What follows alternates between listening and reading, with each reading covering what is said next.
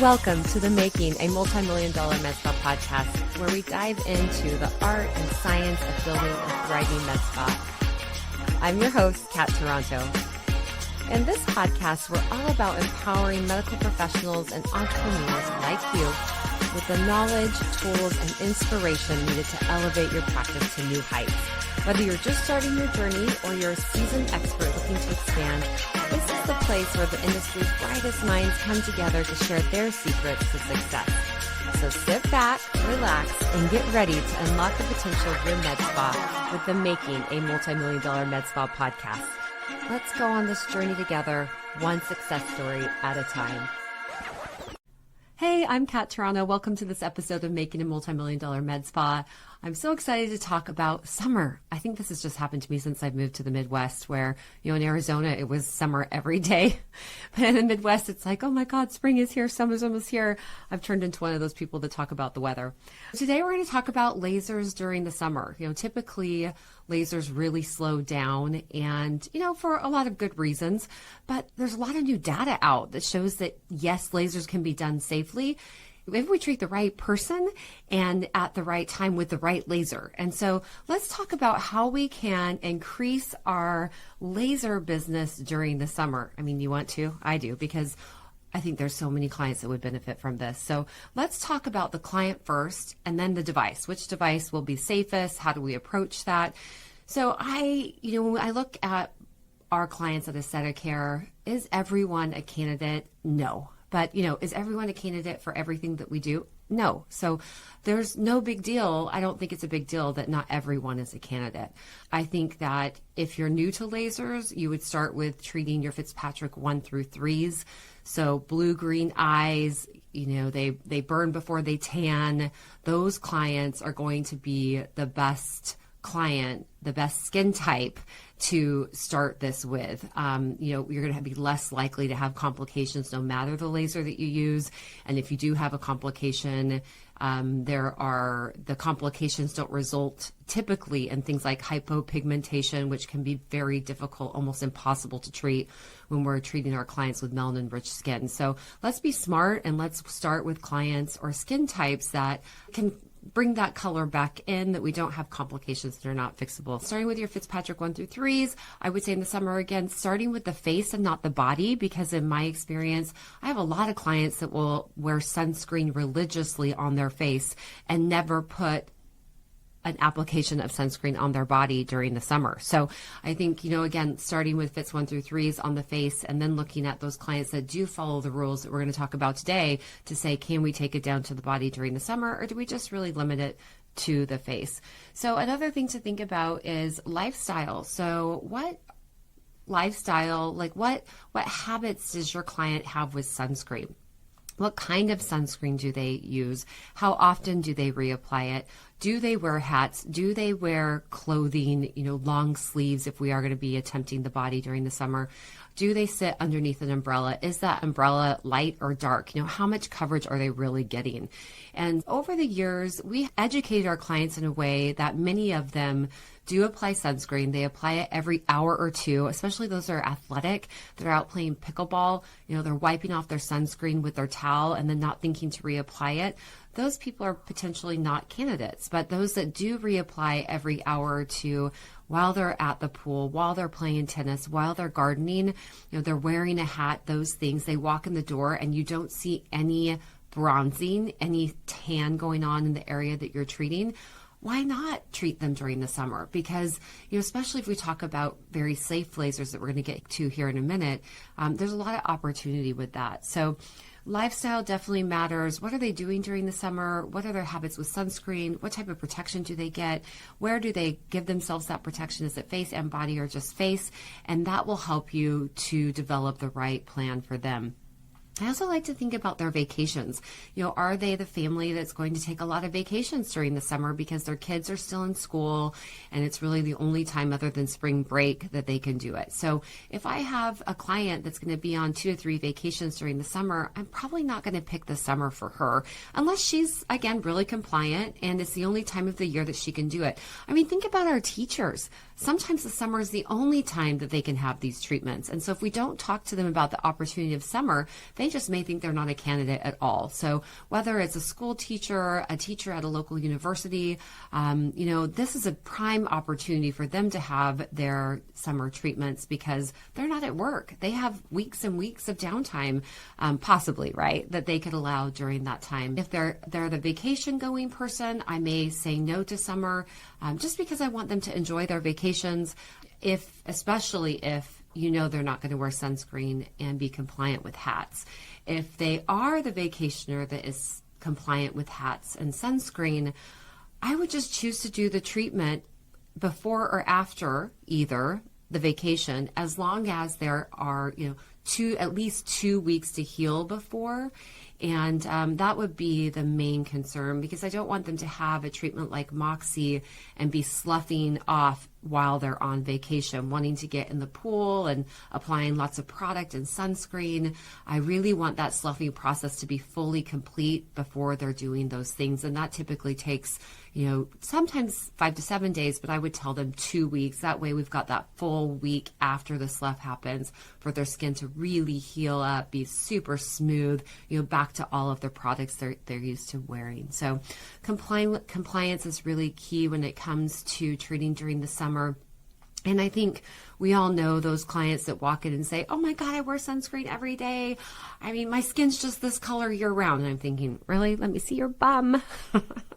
If your bum is the same color, although maybe they do tanning beds and then that's going to ruin that one too. But if we look at the inside of their arm, if we do get a glimpse of a part of the body that isn't exposed to sun, that is a way to say, hey, this is the inside of your arm. Look at the color difference between that area and your face. It's just telling me that even if you are wearing sunscreen, you're still getting some sun. So let's talk about what type of sunscreen you're using, how often you're applying, what activities you're doing outside, so we can really get you to a point where we could do these treatments during the summer. So for our Fitzpatrick 4 through 6s, our clients with melanin-rich skin, I would say just wait till the fall. Let's really look at treating them during the fall, the winter, and early spring, depending on when they take their vacations, and base it around that or other big events that are going on in their lives, of course. And that way we can really treat safely first and then get to those results later. So education.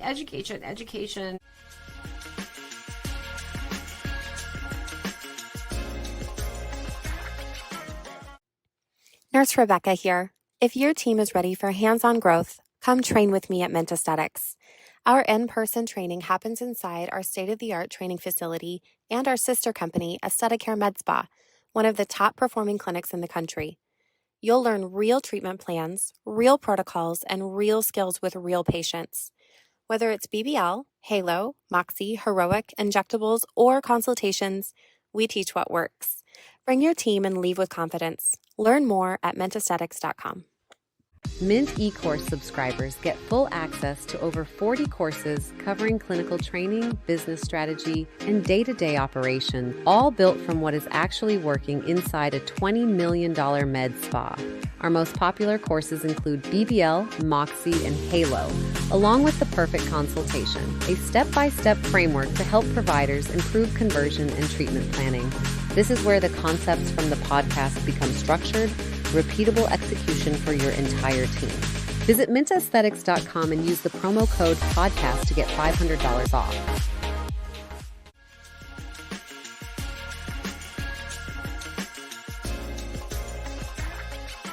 So we've talked about where we would start on the face or the body. We've talked about what Fitzpatricks are going to be the most important. We've talked about compliance with sunscreen and post-care, and we'll dive a little bit more into post-care here at the end. But what about the right lasers to choose? The safest laser, in my opinion, is always going to be your 1927 Thulium. And so for me, that's the Cyton MOXI device. There are so many things I can do with that device on all all skin types, year round. And, if you're new though, Fits 1 through 3 is during the summer.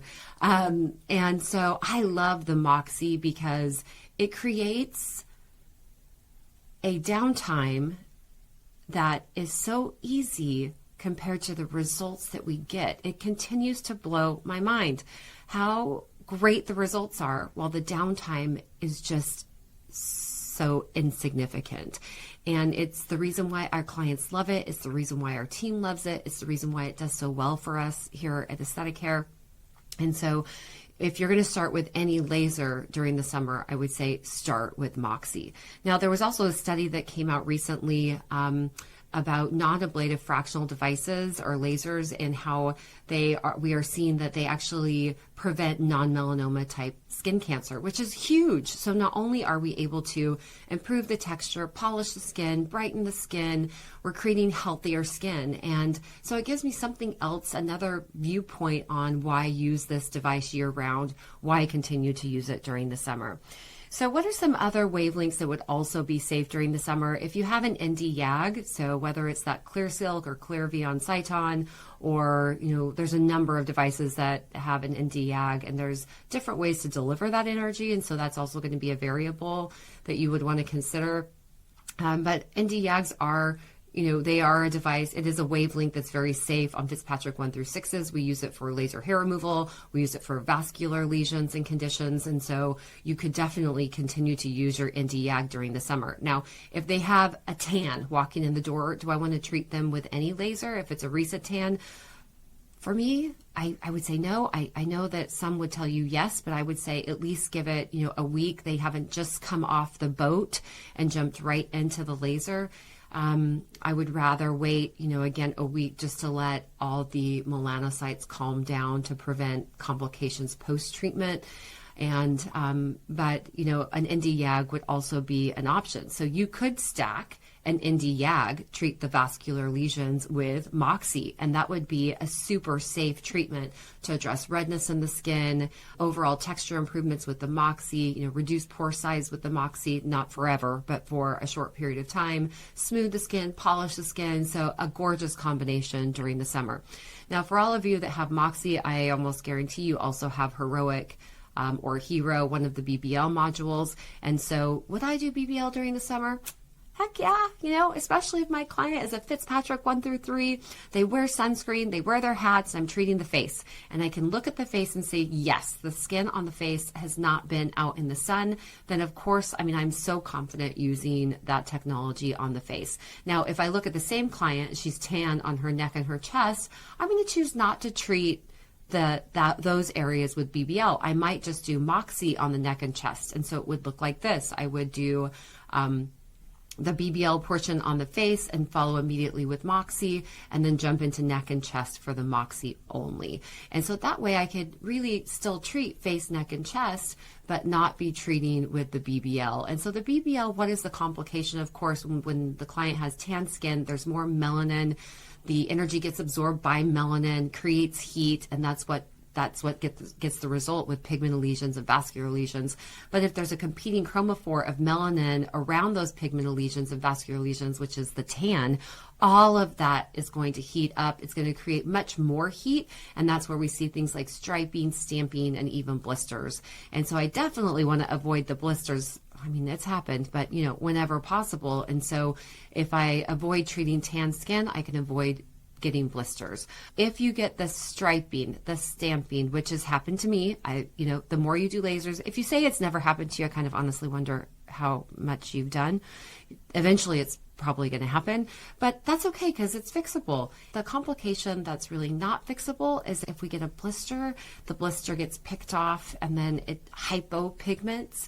The hypopigmentation is almost impossible to treat, but anything else that happens in terms of striping, stamping, or even a little PIH from the blister, the skin peels from the blister, typically as long as that blister is left intact and kept hydrated through that healing process, it comes off and the skin is fine underneath. For many years, if I had stamping with BBL, alone, starting back from 2006, 2007, I would clean up the stamping or the stripes with additional BBL treatments. And so on the face, I could retreat within a week, but on the body, it would be, 3 to 4 weeks because all the microcrusting had to come off. So I would fix it with 2 to 3 treatments of BBL. But now I can treat it and fix it with MOXI. And so if there are some areas that show the square, show that rectangle treatment, I'll go back and I'll treat around it and over it and around it once the microcrusting has come off with BBL, and then follow immediately with MOXI. And you don't have to do these high energy, high density passes with MOXI to really smooth out and to treat that area. You can do treatments like 10 to 12.5 millijoules at 15 to 20% density. So you do a higher density treatment in terms of MOXI settings at that 15 to 20 instead of 5 to 10, so that you get more areas, more zones of injury, so that it sloughs off, but lower energy settings like 10 to 12.5 millijoules. And so the treatment's actually very easy for the client because they might be a little unnerved since they have those rectangles and squares and wondering, what's going to happen from this next treatment. And so it's nice to have a technology like MOXI that you can do these lower energy treatments that don't hurt as much, but higher density, so you get a better sloughing that happens, and then it fixes that, smooths out that stripe stamp look much faster. And typically within one treatment, it's really smoothed all of that out. So such a big win when having that device. So it might be something, if you don't have a Thilium device, I would say, oh my God, you should absolutely look into it because there's so much that you can do with it. We're talking about summer, and that melasma is about to pop up. MOXI is also great for melasma. And when we talk about this device and what it can do, am I trying to sell you a Cyton laser? I guess so. But it's only because I love it so much and we do so well with it. Is something that, again, you can use it year round on all Fitzpatricks, clients that have melasma, clients that are prone to PIH. And so as a med spa, it's so nice to have a tool that is going to work and helps to improve conditions like melasma, can help to improve complications like PIH and not cause them. And so, again, why not look into that if you're a med spa owner and you don't have a Thilium laser, that 1927 wavelength. And there's lots of them on the market. The MOXI is just the one that I love because I have it and I use it every day. So final answer, can we treat during the summer? I hope that you like this and it gives you some hope and why are we shutting down our laser business during the summer? I think the pushback that I typically get is oh my God, am I going to ask my client for $1,500 or $1,000 for this MOXI treatment during the summer, and then they're going to the pool with their kids every day? Well, if they go to the pool with their kids every day and they don't wear sunscreen, then maybe not, right? But if they go to the pool every day with their kids and they wear sunscreen and they wear a hat and they want to continually improve the health of the skin, improve the texture of the skin, then yes, why not? And so I wouldn't say judge, just like we don't judge their pocketbook, don't judge their lifestyle. If you don't give them the opportunity to say yes, well, they're not going to say yes. They're not going to assume or know that they can do that. I think one thing we also need to remember is clients are going to lump lasers into all one laser. They don't typically have the background in education to know the difference between a light-based device like IPL, BBL, or a ND-YAG laser, a 1064 laser versus a 755 Alexandrite, completely different in when I use it and how I use it, compared to a non-ablative fractional laser like MOXI, compared to deep resurfacing like TRL. They're just calling them lasers. And so let's make sure that, one, we know, of course you guys know the difference, but we know how to use those safely year-round, and particularly during the summer. And then take the time in the consultation, take the time during the injectable treatment during the summer, during the hydrofacial treatment during the summer, to educate them on the lasers that we can do very safely for the right client, for the right lifestyle. It's such a beautiful opportunity that I think we really tend to miss out on. So I hope you guys loved this episode. I hope you're thinking, wow, this summer I'm going to do something different. How about a promotion around lasers? I mean, when was the last time we did something like that? We tend to go to promotions for injectables and facials, but there's no reason why we can't do a promotion that has to do with lasers during the summer. Let's keep our lasers busy. Let's keep the client's skin healthy and looking great. And, doing the right thing, of course, for the client every single time, but considering and maybe rethinking how we look at lasers. So I'm Kat Toronto. Thank you so much for joining me in this episode, and I'll see you next time.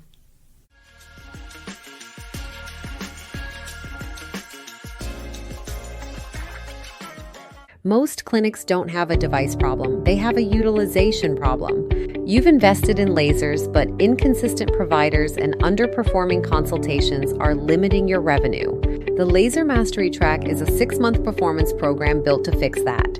You get hands-on training with real patients across BBL, MOXI, Halo, RF microneedling, and more, plus structured consultation practice and competency validation. Then, Mint invests in your success with 6 months of coaching, case review, and revenue tracking to ensure training translates into predictable laser revenue. This is not a weekend training. It's a performance system built for clinics that expect a return on their devices. Go to mintaesthetics.com/lasermasterytrack 2026 to enroll today. Thanks for tuning in to today's episode of the Making of a Multi-Million-Dollar Med Spa podcast. I'm Kat Toronto, and it's been an absolute joy to be part of your journey. Until next time, let your passion lead the way. See you soon.